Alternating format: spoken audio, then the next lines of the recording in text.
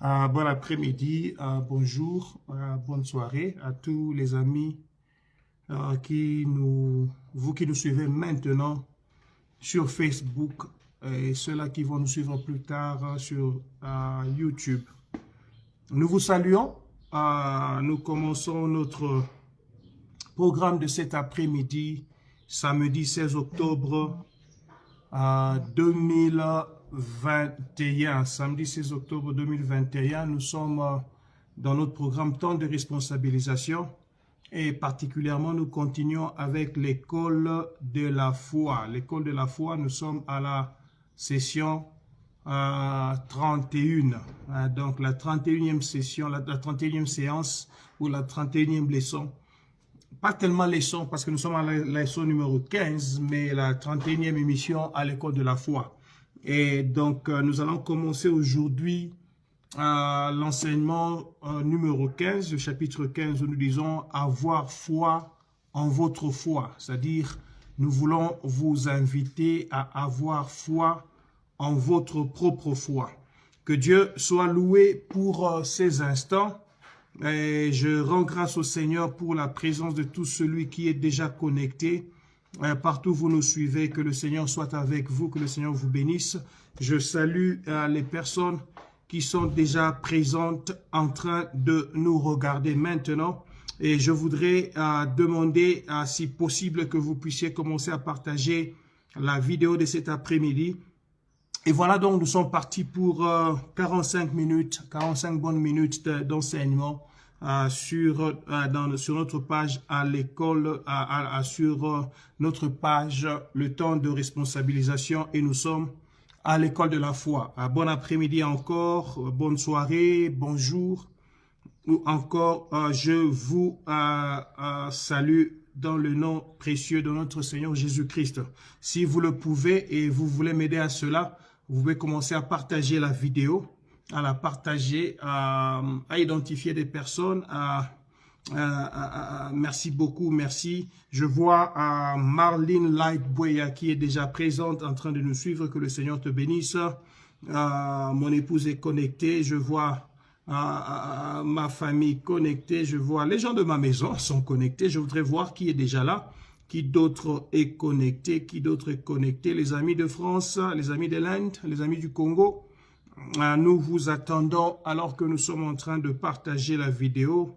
Identifiez des personnes. Dites-leur que le programme a commencé. Temps de responsabilisation avec le pasteur Jean-Claude Dagano de Rema Jesus Is ici à Potchefstroom. Donc voilà les amis, le samedi passé nous avons parlé de... Samedi passé, nous n'avons pas eu d'enseignement parce que nous avons eu des programmes à l'église et c'était des programmes de toute la journée. Mais le samedi précédent, nous avons eu 2 samedis où nous vous avons parlé de marcher dans une foi constante. Marcher dans une foi constante ou encore avoir une foi constante. C'était un enseignement important qui m'a moi-même béni et je pense que qui a béni aussi une ou deux personnes qui nous ont suivis par rapport à cet enseignement. Voilà donc, bien-aimé le Seigneur, comme je disais, partagez. Alors que nous commençons, nous y allons pour, je vous donne encore 1 ou 2 minutes et puis nous allons commencer avec l'enseignement d'aujourd'hui. J'étais en train de vous rappeler les derniers enseignements, c'était le chapitre 14. Je rappelle encore à tout le monde que c'est depuis le début de cette année 2021 que dans le temps de responsabilisation, le Seigneur nous a mis à cœur de pouvoir enseigner sur la foi. Et nous avons commencé l'école de la foi, c'est-à-dire des enseignements pour amener les personnes à acquérir la foi, mais aussi à la vivre. Nous sommes chrétiens par foi, nous vivons la vie chrétienne par foi, nous continuerons à marcher et à être chrétiens par la foi, et nous irons au ciel par la foi. Donc, sans la foi, il est impossible d'être agréable à Dieu, comme dit la Bible. Sans la foi, il est impossible de pouvoir recevoir de Dieu, sinon que sa grâce seulement. Mais alors, même le salut par grâce, nous l'avons au moyen de la foi. Voilà encore, bien aimé le Seigneur, donc la foi, un élément très important. Le chapitre 1er, nous avons dit ce qu'est la foi et ce que la foi n'est pas. Chapitre 2, j'ai parlé de la foi, comment fonctionne-t-elle. Le chapitre 3, nous avions parlé de la foi comme substance de ce qui est désiré. Le chapitre 4, nous avons parlé de l'esprit de foi. Le chapitre 5e, nous avons parlé de... Chapitre 5, j'ai parlé de la force de la foi ou encore la puissance de la foi. Le chapitre 6, nous avons parlé de la foi qui plaît à Dieu. Un enseignement que j'aime beaucoup. J'ai eu à le prêcher au Congo aussi lors de d'un de mes voyages missionnaires. Je crois que j'étais à Matadi, à Boma, au milieu de, je crois au mois de mai. C'est un enseignement que j'ai prêché pendant ce temps-là aussi. Donc, la foi qui plaît à Dieu, c'était le chapitre 6 à l'école de la foi. Le chapitre 7e, c'est les obstacles de la foi, les obstacles à la foi. Quelles sont les choses qui viennent devenir des obstacles à ta foi, les obstacles à ma foi. Et c'était important que nous apprenions ces choses. Le chapitre 8e, nous avons parlé de vivre par la foi. Chapitre 9, nous sommes venus au chapitre 9 vous parler de la loi de la foi ou encore le principe de la foi. Le chapitre 10, nous allons parler de la cinétique de la foi, comment se meut la foi, comment la foi bouge-t-elle, comment la foi se meut-elle, important de savoir. Chapitre 11, nous allons parler de la plus grande foi. C'est quoi la plus grande foi? Chapitre 12, nous allons parler de pourquoi prêcher la foi, pourquoi devons-nous prêcher la foi. Le chapitre 13e, ça nous a pris 4 samedis, nous allons parler de la foi réelle ou la foi de la Bible, la foi typique de la Bible. Et nous avons parlé de avoir une foi constante. Et maintenant, comme je vous dis aujourd'hui, nous allons parler de ayez foi dans votre foi. Avoir la foi dans sa propre foi. Il est important que tu puisses avoir la foi dans ta foi. Donc, nos salutations encore à toutes les personnes qui sont présentes en train de nous suivre maintenant. Que le Seigneur soit avec vous. Nous allons prier. Dieu de grâce, Dieu Tout-Puissant, merci pour les enseignements de cet après-midi. Parle-nous, édifie-nous au nom de Jésus-Christ. Amen. Voilà, que Dieu vous bénisse une fois de plus. Donc, nous pouvons ouvrir nos Bibles dans Hébreux chapitre 12, versets 1 à 2. Hébreux chapitre 12, versets 1 à 2. Le thème de notre enseignement cet après-midi, c'est avoir la foi dans sa foi. Avoir la foi dans sa propre foi. Ou encore, ayez foi dans votre propre foi. Et je vais vous expliquer pourquoi c'est intitulé. Ça paraît un peu compliqué, il n'y a rien de compliqué. C'est juste un titre, mais dans la didactique, dans l'enseignement, je vais vous expliquer ce que je veux dire par avoir la foi dans votre propre foi. Hébreux chapitre 12, verset 1 à 2. Il est écrit nous donc aussi, puisque nous sommes environnés d'une si grande nuée de témoins, rejetons tout fardeau et le péché qui nous enveloppe si facilement et courons avec persévérance dans la carrière qui nous est ouverte. Écoutez verset 2. Ayant les regards fixés sur Jésus. Je ne sais pas combien de fois j'ai lu ce texte, et chaque fois que je le lis, j'apprends beaucoup de choses encore sur ce texte. Ayant le regard sur Jésus, écoutez, qui suscite la foi et l'amène à la perfection. Donc ma foi à moi, elle est créée, elle est suscitée par Jésus. Jésus est dans une autre version dit, il est le chef et le consommateur de la foi. Dans une version anglaise, ça dit, il est le commencement, mais il est aussi la fin de la foi. Donc, la foi, c'est par rapport à Jésus. La foi, c'est Jésus. La foi, c'est toute la substance de la foi, c'est autour de la personne de Jésus. Alléluia. Ayant le regard sur Jésus qui suscite la foi et l'amène à la perfection, en échange de la joie qui lui était réservée. Voilà l'exemple du type de foi que Jésus a présenté, ce que je vous ai présenté comme la foi typique de la Bible. En échange de la joie qui lui était réservée, la joie était la finalité à atteindre. Mais qu'est-ce que Jésus a eu à vivre dans sa vie avant la joie qui lui était réservée? La Bible dit, il a souffert la croix, il a méprisé l'ignominie et s'est assis à la droite du trône de Dieu. Pour arriver au trône de Dieu, pour arriver à la grandeur finale de là où Dieu le voulait, pour arriver à consommer ou à faire consommer sa foi, Jésus devait accepter, 1, de souffrir la croix. Il y a une part de souffrance. 2, il devait accepter de voir l'ignominie, mais de mépriser l'ignominie. La Bible ne dit pas qu'il a accepté l'ignominie, mais il a vu l'ignominie, il a marché dans l'ignominie, mais il a refusé l'ignominie. Écoutez ceci. L'ignominie, c'est la honte que le diable te présente dans ta vie pour que tu acceptes que tu es dans cette vie de honte. Mais la Bible dit ceci. Jésus, qui est le chef et le consommateur de la foi, n'a pas accepté cela. C'est-à-dire, tout ce que le diable me donne, qui n'est pas à moi, je n'accepte pas. Alléluia. Le trône appartenait à Jésus. Jésus courait ou marchait pour arriver au trône. Mais sur sa marche vers le trône, il y a eu la souffrance de la croix. La souffrance de la croix, oui, Jésus même dit, tout celui qui veut me suivre, qui est vraiment mon disciple et qui accepte de porter aussi sa croix. Porter la croix, c'est bien. Dans la marche de la foi, tu auras la croix. Mais l'ignominie que tu vas rencontrer sur le chemin, tu l'acceptes pas. Tu la mets. Tu méprises la pauvreté, tu méprises la maladie, tu méprises tout ce qui est négatif que le diable jette sur toi, sur ton chemin. La couronne d'épines que Jésus a portée sur la croix, c'est parce qu'il était en train de souffrir la croix. Il a accepté de passer par la croix et c'est une étape normale dans la vie de la foi que tu dois accepter de pouvoir passer. Donc c'est une étape de ta vie de foi. Bien aimé, le Seigneur qui arrive dans ta vie. Alléluia. Donc, il y a la foi que tu dois porter. Mais c'est quelle foi, en quelle foi tu dois avoir foi. J'étais en train de dire, aie la foi dans ta propre foi. On va y arriver. 1 Jean, chapitre 5, versets 1 à 5. 1 Jean, la première épître de Jean, le chapitre 5e, le verset 1 à 5. Il est écrit dans la parole de Dieu, « Quiconque croit que Jésus est le Christ est né de Dieu. Et quiconque aime celui qui l'a engendré aime aussi celui qui est né de lui.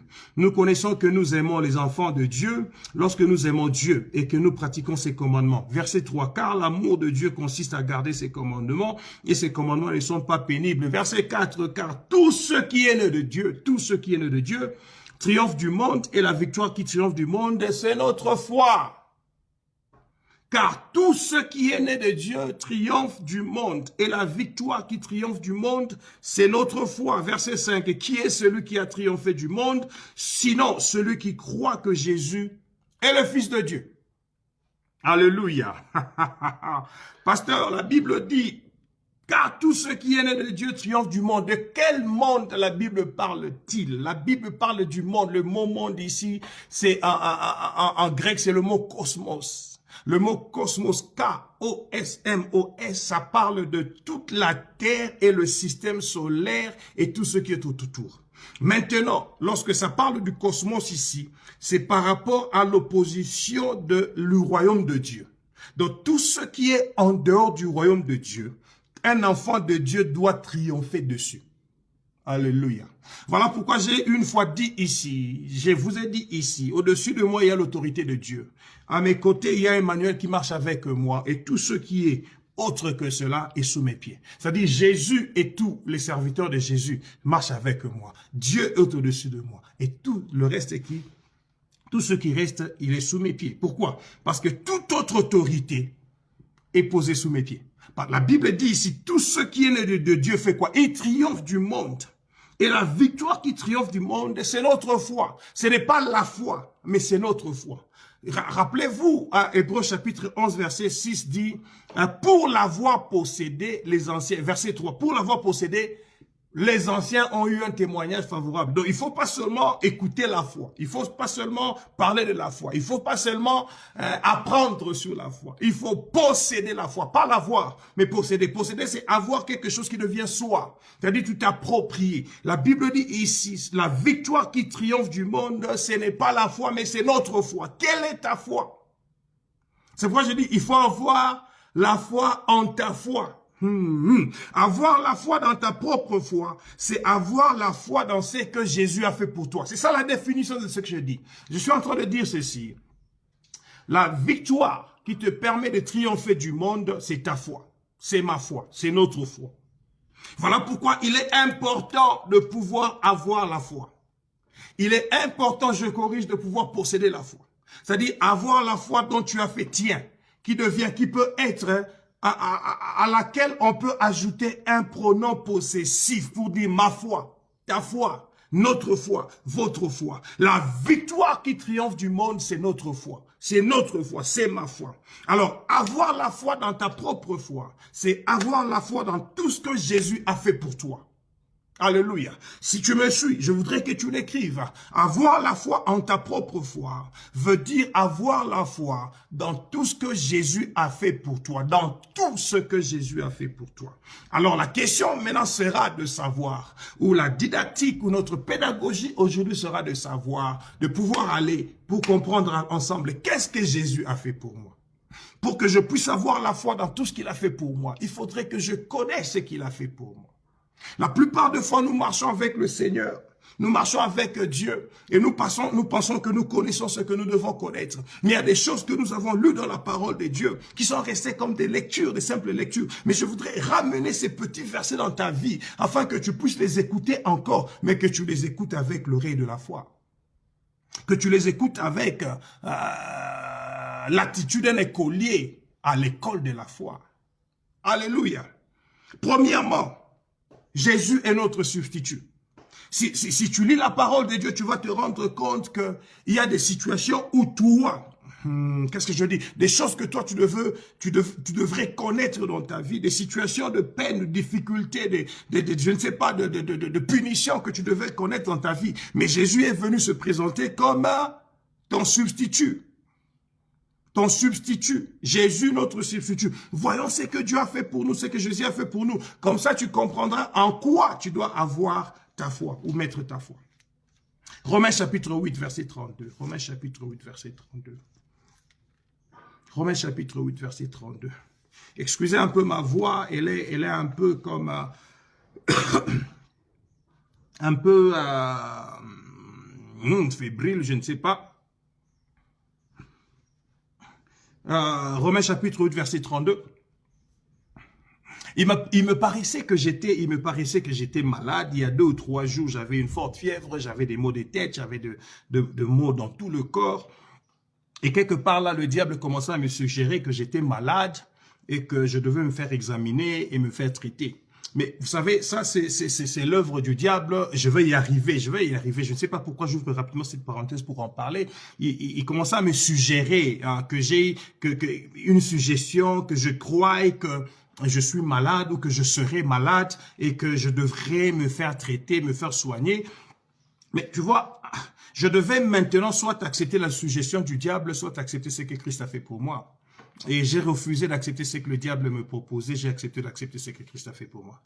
Et qu'est-ce qui est arrivé hier la nuit, un peu plus tard dans la nuit, je crois, ma famille était déjà, les gens étaient déjà partis au lit, et puis je suis resté au salon moi-même, et puis j'ai été à ma télé, et puis j'ai commencé à prier. Et puis finalement, je ne priais pas pour demander la guérison, j'ai commencé à glorifier le Seigneur, j'ai commencé à prier, à célébrer le Seigneur. Demain, je vais prêcher sur avoir ta position, positionne-toi bien, mais je parle de la position dans la louange et dans l'adoration. Et j'ai commencé à adorer le Seigneur la nuit, c'était jusqu'autour de minuit, je suis allé au lit, et puis je me suis rendu compte que le matin, je me suis rendu compte que toute la nuit, j'étais en train de transpirer fortement, et la fièvre était en train de sortir de mon corps. Et finalement, je suis guéri. Je suis guéri sans avoir fait les tests que le diable me proposait de faire ou sans me faire examiner comme il voudrait que je le fasse. Donc, qu'est-ce que je dis ici? Je suis en train de parler de moi-même pour vous dire, il arrive de fois que le diable te suggère des choses. Il te suggère des choses, mais c'est à toi de voir maintenant, est-ce que tu crois en ce que le diable te dit ou tu crois en ce que Dieu a fait pour toi? Tu crois en ce que le diable a fait ou tu crois en ce que Dieu a fait pour toi? Je vais y arriver à la fin de la 40e minute. Je vais entrer dans un verset et c'est là où nous allons clôturer, nous allons prier. Et je sens que je dois prier pour des personnes qui sont aussi combattues dans leur corps physique par rapport aux maladies, par rapport à toutes les suggestions que le diable te dit. Tu serais malade et tu dois prendre des médicaments, tu dois voir le médecin, tu dois faire ces tests, tu dois faire cela.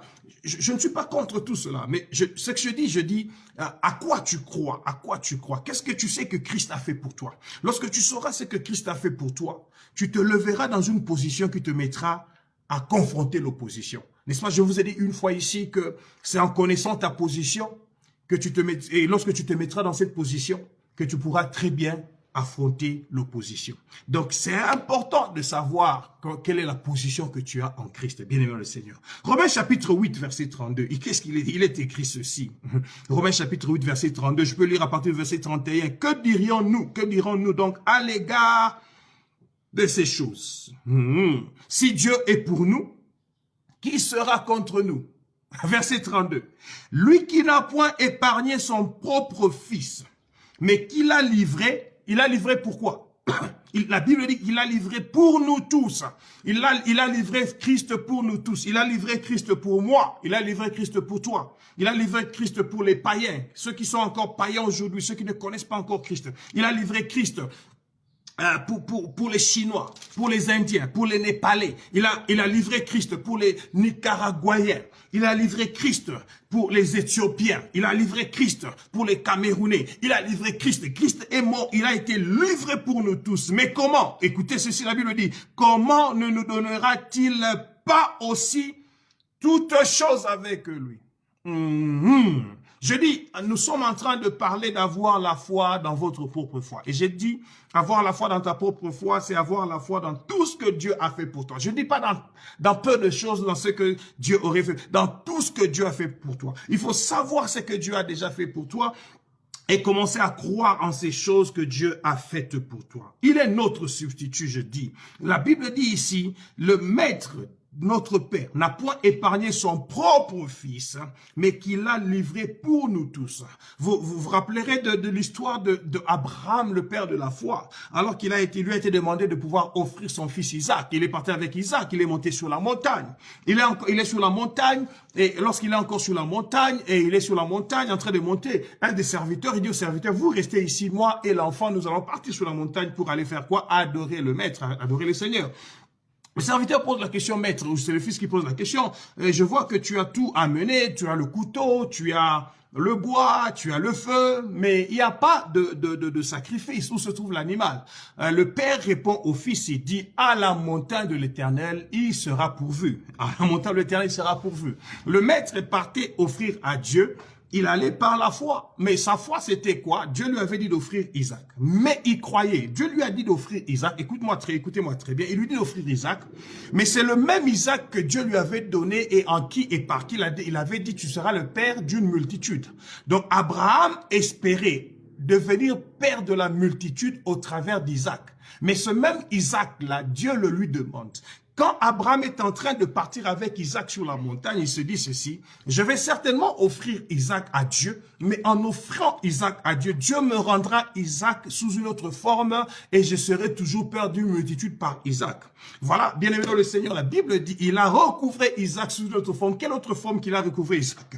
En arrivant là-bas, lorsqu'il voulait tuer Isaac, Dieu dit directement, la Bible dit, une voix sort du ciel, lui dit, Abraham, Abraham. Il stoppe, il regarde, il écoute, c'est le ciel qui lui parle. Le Père est en train de lui parler. Il dit, Abraham, maintenant je sais que tu me crains. Maintenant je vois et je comprends que tu me crains. Donc tout ce temps qu'Abraham marchait avec Dieu, il a accepté d'abandonner, de laisser sa famille, de laisser sa maison, de laisser son foyer, de marcher avec lui. Dieu n'avait encore pas eu toutes les preuves, les évidences qu'il fallait pour démontrer qu'Abraham puisse lui démontrer vraiment qu'il croit en lui et qu'il le craint. Et c'est souvent ce jour-là qu'il était prêt à sacrifier Isaac que Dieu lui dit, maintenant je vois que tu me crains. Il regarde comme ceci, la Bible dit, il voit dans le buisson un bélier qui était retenu par ses cornes dans le buisson. Bien aimé, écoutez-moi très bien, je vais vous dire quelque chose. Les cornes du bélier sont tellement solides que le buisson ne peut pas l'arrêter. Il peut simplement tirer comme ceci, il pouvait sortir de là. Mais comme c'était un bélier qui était en train de représenter l'agneau immolé, Christ qui viendrait, c'était un doux bélier qui acceptait de pouvoir rester là-bas, qui se dit, on m'a pas offert, je me suis offert moi-même pour prendre ta place, Isaac. Alléluia. C'est comme ça que Jésus, lorsqu'il parle à Pilate, il dit à Pilate, Pilate, toi tu n'as pas la force de pouvoir me livrer. Parce que si j'appelais seulement mon père ici, il enverrait une légion de militaires qui me libérerait ici. Donc Jésus était en train de dire à Pilate, moi je me suis donné moi-même pour mourir à la place de ce peuple. Ce n'est pas toi qui me tues. Alléluia. Est-ce que vous êtes avec moi? Jésus s'est offert lui-même comme un substitut. En s'offrant comme substitut, la Bible dit, lui, le Père, qui n'a point épargné son propre Fils, mais qui l'a livré pour nous tous. Écoutez maintenant la question qui vient après. Comment ne nous donnera-t-il pas aussi toutes choses avec lui. Que veut dire toute chose? Toute chose veut dire toute chose, définie et indéfinie. Dieu est prêt à te donner toutes choses avec Christ. Donc, la substitution accompagne l'institution. La substitution, lorsqu'elle est venue, elle nous a apporté la tautologie. La substitution, quand Jésus est venu se substituer pour mourir pour nous, il a dit sur la croix, tout est accompli. La substitution vient avec le tout. Est-ce que je suis en train de parler à quelqu'un? J'ai dit la substitution vient avec le tout. Jésus est mort sur la croix. Et la phrase de la croix, parmi les 7 phrases de la croix, tout est accompli. Jésus a parlé 7 fois à la croix. 7, c'est le chiffre de la perfection. La substitution a apporté la perfection dans ma vie. La substitution m'a institué dans la grandeur de Dieu. Alléluia. La Bible dit, lui qui n'a pas épargné son propre fils, comment ne nous donnera-t-il pas aussi toute chose avec lui? Je lis dans la version La Passion, la Passion en anglais, il dit, et comment il ne nous privera de rien d'autre qu'il veut nous donner. C'est-à-dire, lui qui nous a déjà donné Christ, et qui a accepté que son fils Jésus puisse mourir à la croix pour nous. Jésus, la Bible dit ici, Dieu est prêt à pouvoir nous donner toute autre chose. Dans la version Nouvelle Bible du Semeur, il dit, il nous a donné tout avec lui par grâce. La substitution nous a apporté la tautologie de Dieu. La substitution nous a institué dans la grandeur. Je voulais dire intime, mais pas intime, au-delà de l'intimité. Dieu a accepté de s'offrir lui-même en acceptant de nous donner Jésus. Jésus nous a substitués. Il a pris notre place. C'est-à-dire, je devais mourir. Jésus dit, Jean-Claude, tu ne meurs pas. Je veux que tu vives et que tu vives ma gloire. Que tu vois et que tu entendes et que tu vois ce que je peux faire. Alléluia. Je bénis le Seigneur. Parce que ces choses ont changé ma vie. Je suis en train de dire à quelqu'un, aie la foi dans ta propre foi. C'est-à-dire, aie la foi dans tout ce que Dieu a fait pour toi. Bien aimé le Seigneur, je sais, je suis en train de voir que la connexion est en train de nous faire un problème, ça bloque à tout instant. Mais ne vous dérangez pas de cette connexion. Aussi longtemps que vous pouvez voir ma voix, continuez à écouter ma voix, laissez mon image disparaître, c'est bon. Ça peut être en audio, mais écoutez-moi très bien. Je voudrais que vous compreniez ces choses. La substitution, Jésus s'est substitué à nous et s'est substitué. Il a pris notre place. Et alors, la Bible de dire, comment Dieu ne peut-il pas nous donner toute autre chose avec lui. C'est-à-dire, lorsque j'accepte l'œuvre de la substitution, lorsque j'accepte le travail de la substitution, lorsque j'accepte, je dis oui, c'est vrai, Jésus a déjà fait cela et que j'accepte cela, je commence à vivre la tautologie de Dieu. Je commence à vivre tout ce qui me manque dans ma vie. Je peux avoir cela. Je vais parler à quelqu'un, je dis à quelqu'un ceci, écoute-moi, bien-aimé le Seigneur. Tu es en position de pouvoir recevoir toute autre chose parce que Jésus est déjà mort sur la croix pour toi. Tu es en position de pouvoir recevoir toute autre chose. Je ne sais pas ce dont tu as besoin. La pauvreté n'est pas ta portion. La maladie n'est pas ta portion. Les échecs ne sont pas ta portion. L'immaturité, je ne sais pas. La stérilité ne sont pas ta portion. Toute autre chose que Dieu a pour toi, il te l'a donné parce que Jésus est déjà mort sur la croix pour toi. La substitution t'a introduit dans l'institution. Alléluia. Alléluia. Donc, il est important de savoir ce que Dieu a fait pour nous. Il est important de savoir qu'il s'est substitué Jésus lui-même, mais en mourant sur la croix pour nous, nous avons aussi maintenant, désormais, la possibilité de pouvoir recevoir toute autre chose. Alléluia. Bien-aimé dans le Seigneur, voyons encore. Jésus, il n'est pas seulement notre substitut. Jésus est aussi notre intercesseur. Est-ce que vous savez que Jésus intercède pour nous? Hébreux chapitre 7, verset 25. Hébreux chapitre 7, verset 25. Il est écrit dans Hébreux chapitre 7, le verset 25, je peux lire à partir du verset 23. De plus, il y a eu des sacrificateurs en grand nombre, parce que la mort les empêchait d'être permanents. Mais lui, parce qu'il demeure éternellement, il possède un sacerdoce qui n'est pas transmissible. Il possède un sacerdoce qui n'est pas transmissible. Pourquoi? Parce qu'il demeure éternellement. Tous les autres sacrificateurs, tous les autres intercesseurs n'ont pas été permanents. Ce sont des gens qui venaient et qui passaient. Il est le seul qui demeure éternellement. C'est pourquoi son sacerdoce n'était pas transmissible. Verset 25. C'est aussi pour cela qu'il peut faire quoi? Il peut sauver parfaitement ceux qui s'approchent de lui par lui, étant toujours, qui s'approchent de Dieu par lui, étant toujours vivant pour faire quoi? Pour intercéder en leur faveur. Je suis en train de nous montrer ce que Jésus ou ce que Dieu a fait pour nous par Jésus. Jésus est notre intercesseur. Numéro 2, il est notre intercesseur après avoir été notre substitut. Mais vous voyez maintenant, l'œuvre de l'intercession est liée à autre chose ici. À quoi? Au salut parfait. Il est écrit, c'est aussi pour cela qu'il peut sauver parfaitement. Pas seulement sauver, mais sauver parfaitement. Sauver parfaitement. C'est une assurance avec sécurité qui nous est accordée. Que Christ, notre intercesseur, est celui qui peut nous sauver parfaitement.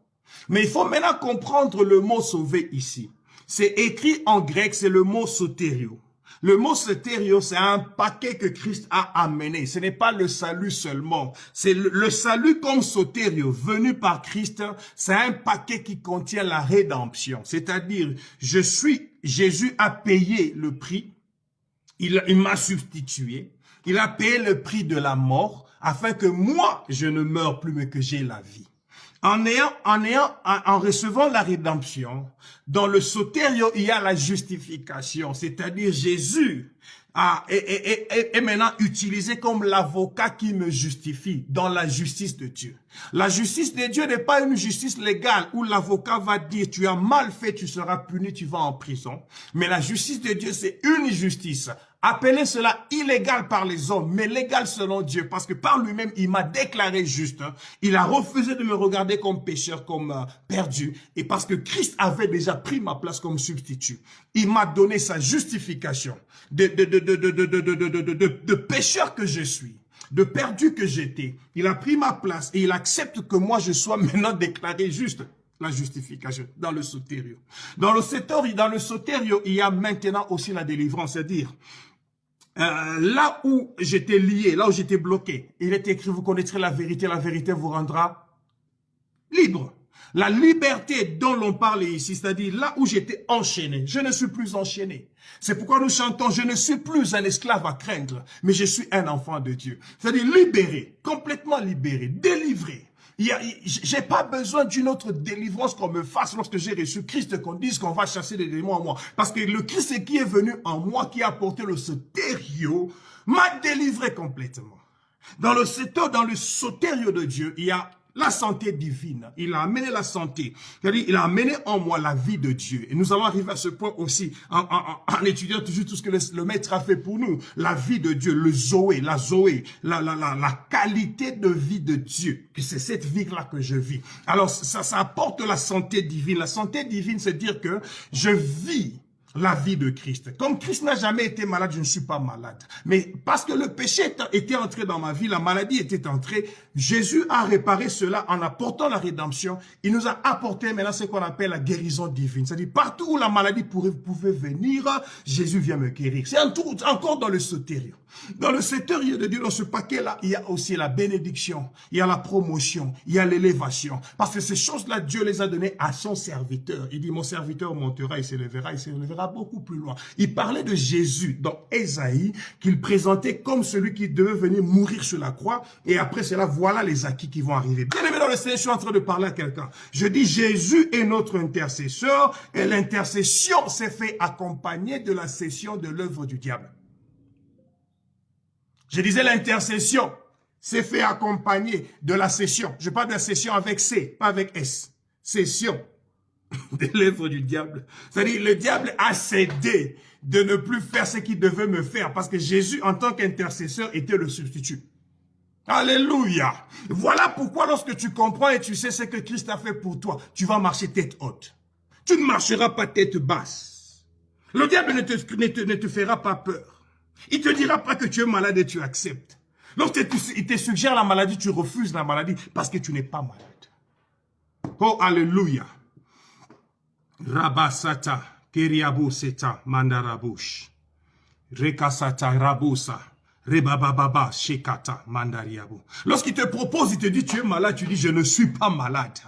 Je ne le suis pas, je ne le suis pas, je ne le suis pas, je ne suis pas malade. Pourquoi? Parce que Christ n'est pas malade. Je ne suis pas malade. Pourquoi? Parce que je suis, c'est le nom de Dieu. Je ne peux pas dire je suis malade parce que Jésus n'est jamais malade. Je ne peux pas dire je suis pauvre parce que Jésus n'est pas pauvre. Je ne peux pas dire je suis bloqué, je suis ceci parce que Jésus ne peut pas être bloqué. Je suis et toujours vainqueur. Je suis et vivant. Je suis et riche. Je suis et puissant. Je suis et fort. Je suis progresse. Je suis et dans la promotion. Alléluia. Le soterio, c'est le salut parfait. Et Jésus dit, la Bible dit ici, l'auteur aux Hébreux dit, c'est aussi pour cela qu'il peut sauver parfaitement ceux qui s'approchent de Dieu par lui. Le fait que je suis entré dans le salut en acceptant Christ, je me suis approché de Dieu, du trône de la grâce. Et comme Hébreux 4,16 dit, approche-toi avec assurance. Je vais avec assurance au trône de la grâce. Sachant quoi? Sachant que je serai secouru de tous mes besoins.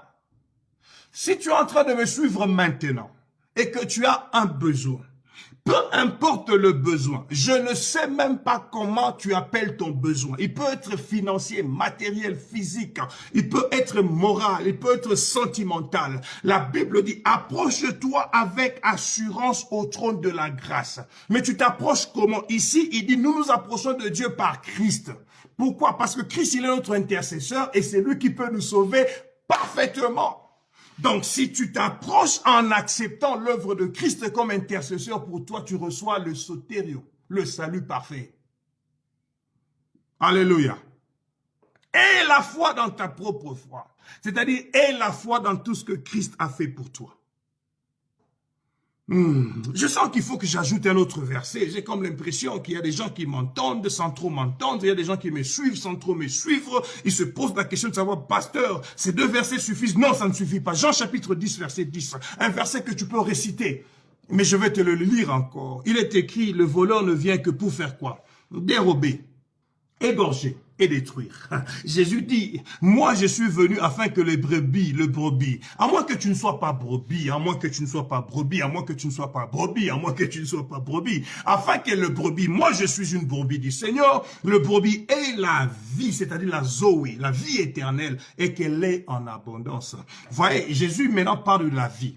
Il parle de la vie, il parle de la vie. Il dit déjà qu'il est venu afin que nous ayons la vie, que nous ayons la vie de Dieu, mais il dit encore, pour que nous ayons cette vie en abondance. Que nous ayons la vie, mais que nous l'ayons en abondance. C'est-à-dire, Jésus ne donne pas la vie avec une mesure non abondante. Il donne la vie avec mesure abondante. La version amplifiée en anglais, on dit, afin que tu aies la vie, qui va faire quoi? Qui va se remplir, mais au-delà, qui va aussi se verser au-delà. That will overflow. C'est comme une bouteille, un verre que je suis en train de remplir d'eau. Je continue à mettre de l'eau jusqu'à ce que l'eau commence à déborder le verre. Alléluia. La vie en abondance. Jésus nous montre qu'il y a une ligne qui a été tracée. Le voleur, lui, quand il vient, le diable, il vient dérober, il vient égorger, il vient détruire. Dans la version amplifiée, on dit, il ne vient pas à l'exception que de faire ceci. C'est-à-dire, lorsque le diable vient dans ta vie, il ne vient que pour faire ceci. Le diable n'est jamais venu dans ta vie pour te bénir. Il n'est jamais venu dans ta vie pour ajouter quelque chose. Quand il vient, c'est pour dérober ce qui est là. C'est pour détruire ce qui est là. Ou c'est pour égorger, pour arriver à te détruire, à te finir. Mais alors Jésus dit, il y a un mais. C'est-à-dire, il y a une ligne que moi j'ai tracée pour dire, ceci, ce n'est pas de moi, ça c'est du diable. Moi, de mon côté, je suis venu afin que tu aies la vie. Ah, tu entends maintenant? Jésus donne la vie, la qualité de vie parfaite, mais une vie qui vient avec abondance. Je refuse tout ce qui n'est pas abondant dans ma vie parce que cela ne vient pas de Dieu. Je refuse tout ce qui détruit. Je refuse tout ce que dérobe. Je refuse tout ce qui égorge parce que ce n'est pas de Dieu. Et maintenant, comme je suis brebis du Seigneur, je me range du côté de savoir que le berger est venu afin que moi, brebis, j'aie la vie, mais la vie en abondance. Oh, bien-aimé dans le Seigneur, aie la foi dans ta foi, c'est-à-dire aie la foi dans ce que Jésus a déjà fait pour toi. Jésus est venu afin que tu aies la vie et la vie en abondance. Ne me dis pas que le diable t'a dit que ce que tu as là ou ce que tu es là te suffit, tu peux être là. C'est une attitude fatalistique. Un enfant de Dieu, un écolier de la foi ne peut pas vivre dans le fatalisme. Le fatalisme, c'est je dis, ok, c'est bien, bon, attention, les simbité, bon, donc, dans l'eau, là. Non, on va dire qu'il faut réussir dans l'eau, là. Je suis en train de parler à quelqu'un qui a reçu la vie en tant que brebis sur la terre et qui a la vie en abondance. Il faudrait qu'il y ait des évidences que tu marches avec un Dieu qui t'a donné la vie en abondance. Et cette vie en abondance, tu la reçois lorsque tu es brebis du Seigneur et que tu peux croire que Christ l'a fait et que tu vois ces choses dans ta vie. Comment tu peux accepter de vivre comme tout le monde? J'étais en train de dire hier soir, je crois, je disais à mon fils, je lui disais, je crois que tu es capable de pouvoir, bon, je parlais, on était en réunion de prière avant de prier à la maison, et puis je m'adressais à mon fils, je lui disais, tu vois, avec la marque, les points que tu as à l'école, oui, c'est vrai, et il réussit, il a des bons résultats, je lui ai dit, tu peux aller encore dans les 80, dans les 90, parce que je crois qu'il y a en toi quelque chose que les autres n'ont pas. Tu es un enfant de Dieu, n'oublie pas. Je parle à mon fils, je vais te parler à quelqu'un maintenant qui me suit. Tu es un enfant de Dieu, je suis un enfant de Dieu. C'est-à-dire, je suis né 2 fois.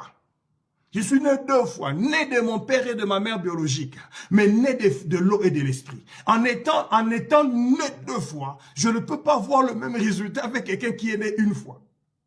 Je ne peux pas accepter qu'un médecin qui est né 1 fois soit meilleur que moi qui suis né 2 fois. Je ne peux pas accepter que ces choses arrivent. Pourquoi? Parce que la vie que moi j'ai reçue, c'est la vie en abondance. Lui, il n'a pas reçu cette vie. La vie Zoé que moi j'ai, il ne l'a pas. La vie Zoé que moi j'ai, l'autre là n'a pas. Accepte de savoir que le Seigneur t'apporte dans une dimension d'excellence et de grandeur parce qu'il a mis quelque chose en toi qu'il n'avait pas mis aux autres. Il avait accepté d'être le substitut pour nous tous, hein, mais il n'épargne de rien à ceux qui lui appartiennent. Il voulait le berger de ceux qui deviennent ses brebis. En étant substitut, il faudrait que tu viennes à lui par la foi, que tu acceptes son œuvre pour qu'il soit dit, tu es sauvé par grâce, oui, mais au moyen de ta foi. Voilà pourquoi il faut avoir une foi qui t'amène au salut. Il faut avoir une foi qui t'amène à accepter la prière, le résultat de prière. Il faut avoir une foi qui t'amène aussi à accepter, à recevoir la promotion dans ce que tu vis. Est-ce que je suis en train de parler à quelqu'un? Jésus est venu afin que tu aies la vie et la vie en abondance. Quelle sorte de vie que tu as? Ta vie est-elle abondante ou elle n'est pas abondante? Ta vie est-elle abondante ou elle n'est pas abondante? Finalement, enfin, avant de terminer aujourd'hui, je voudrais finir par ce verset. Je vous ai dit, je vais finir avec un verset, puis nous allons prier. 1 Jean chapitre 3, verset 8. Un verset que vous connaissez très bien. 1 Jean chapitre 3.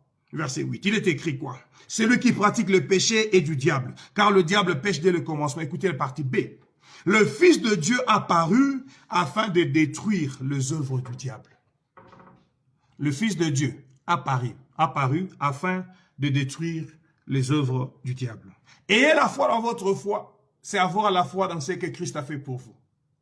Tout ce que le diable a apporté dans la vie sur la terre, quand il a été précipité au ciel pour venir sur la terre, tout ce qu'il a apporté, les échecs, les destructions, parce qu'on a dit, il vient pour faire quoi? Dérober, égorger, détruire. Les dérobements, l'égorgement, la destruction que le diable a apporté sur la terre. Jésus est venu comme notre substitut, comme notre intercesseur, comme celui qui donne la vie, afin de pouvoir maintenant détruire ces choses. Si vous me suivez maintenant, je vais te dire ceci. Tu ne peux pas accepter que dans ta vie, tu sois en train de perdre ce que tu as. Tu ne peux pas accepter que dans ta vie, tu sois en train de ne pas t'exploiter ou de ne pas avoir l'extension que le diable est en train de te bloquer pour que tu n'avances pas. Tu ne peux pas accepter cela. Pourquoi? Parce que le Christ, le Fils de Dieu, est venu afin de pouvoir faire quoi? De détruire toutes les œuvres du diable. Et je vais parler à quelqu'un et je finis par là. Il n'y a aucune œuvre du diable dans ta vie qui peut continuer parce que Christ est venu détruire cela. Si tu le crois, tu dis Amen avec moi. Les échecs sont détruits. Les maladies détruites. La stérilité, détruite. Quoi encore? Détruite. Tout ce qui est œuvre de l'ennemi. Christ est venu, il a apparu, afin de pouvoir détruire cela. Bien-aimé le Seigneur, je vais terminer par là, je m'arrête là-bas. Je vais continuer samedi prochain avec le même thème. Ayez la foi dans votre propre foi. C'est-à-dire, continuez à croire à tout ce que Christ a fait pour vous. Je vais vous amener avec beaucoup plus d'autres versets pour vous montrer ce que Christ a fait en nous. Ce que Christ a fait pour nous est tellement parfait que si nous vivons dans le seuil de dessous la perfection, nous sommes en train d'insulter l'œuvre de Christ sur la croix. N'a-t-il pas dit, soyez parfaits comme votre Père Céleste est parfait. Matthieu 5, verset 48. En disant ça, il était en train de dire, soyez en train d'être parfaits comme votre Père Céleste est parfait. C'est-à-dire c'était un présent continuel dans le temps, jusqu'à ce que tu arrives dans l'éternité, que tu continues à rechercher et à poursuivre la perfection. Et cela comment? Par la foi. Les hommes disent, aucun homme n'est parfait, mais un homme de foi peut être parfait. Comment? En croyant à l'œuvre de la croix, en acceptant ce que Christ a fait, et en se disant, je peux vivre la vie Zoé de Christ. La vie en abondance, c'est la vie parfaite.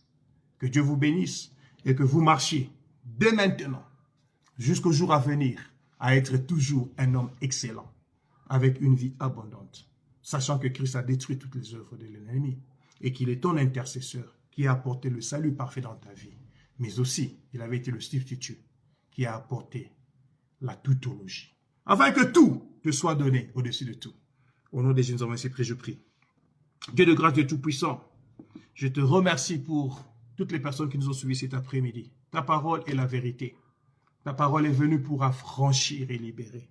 Je prie au nom de Jésus-Christ que nous puissions entrer dans la saison où nous acceptons tout ce que tu as fait pour nous et que cela nous soit donné au nom de Jésus-Christ. Amen. Et la foi dans ta propre foi. Retrouvons-nous samedi prochain, même heure, même endroit. Et partagez la vidéo. Bénissez d'autres personnes. Que Dieu vous bénisse. Bye bye.